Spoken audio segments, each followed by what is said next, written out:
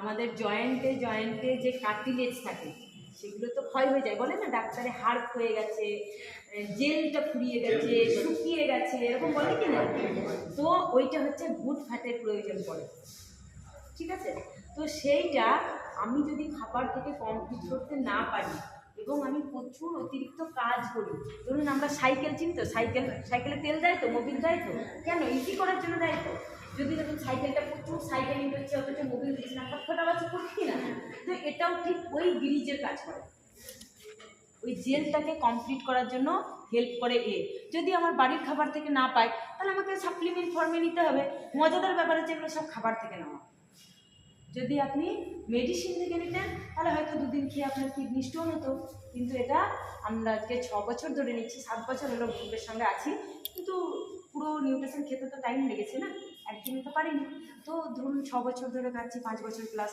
তো এটা হচ্ছে জয়েন্ট সাপোর্ট, জয়েন্টকে ভালো রাখার জন্য। এটা হচ্ছে ক্যালসিয়াম। এমনিতে ন্যাচারালি দেখবেন যারা ক্যালসিয়াম ট্যাবলেট খায় তাদেরকে বলে সপ্তাহে 1-2 খেতে, মানে বেশি খাওয়া যায় না, কিডনি স্টোন হয় বা লিভারের প্রবলেম আসে, হার্টের প্রবলেম আসে, এরকম বলে। কিন্তু এটা যেহেতু ন্যাচারাল সোর্স থেকে না, মানে আপনি যদি 2 গ্লাস দুধ খান আপনার অসুবিধা আছে? আপনি যদি চুনো মাছ 4টে বেশি খান আপনার অসুবিধা আছে? আপনি যদি শাক একটু বেশি খান অসুবিধা আছে? কেননা এটা খাবার থেকে নেওয়া, ওভারডোজ হয় না।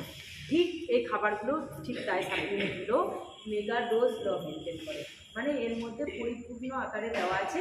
এটা আপনি যদি একটা বেশিও খান কোনো সমস্যা নেই, যাতে বেশি বেশি ব্যথা থাকে ডবল ডবল খেতে বলি। এটা হচ্ছে ক্যালসিয়াম।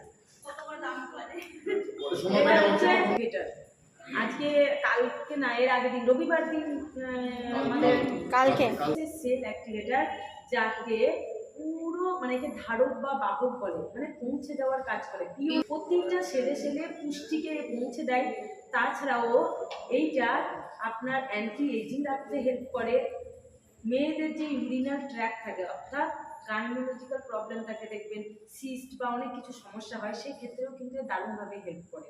তো মানে অসাধারণের রেজাল্ট খেলে বুঝতে পারবে। ক্যান্সারের জীবাণুকে মুক্ত করে সেল অ্যাক্টিভেটর, অর্থাৎ সেল অ্যাক্টিভেটর মানে আমরা নাম দিয়েছে দেখুন, সেলসকে অ্যাক্টিভ করার জন্য হেল্প করে, মানে আপনার যে সেলগুলো কাজ করছে না সেইগুলোকে অ্যাক্টিভ করবে। সেল ক্যান্সারের যে জীবাণু আমাদের প্রতিটা বডিতে আছে, হিউম্যান বডিতে, সরি বডিতে, এটা হচ্ছে অভাবে সেটা পরিস্ফুটিত হয়ে যায়। দা সেল অ্যাক্টিভেটর এটা হচ্ছে ব্রেন, সেটাকে রোগ প্রতিরোধক ক্ষমতা তৈরি করা। আমরা জানি আয়ুর্বেদ শাস্ত্র, জানি তো আয়ুর্বেদ অনেক বছর পুরনো। আমরা আয়ুর্বেদ জড়িবুটি শেকড় বাকড় এসবই তো আগে আমরা করতাম না, যখন মেডিসিনের আবির্ভাব হয়নি তখন তো জড়িবুটি ছিল।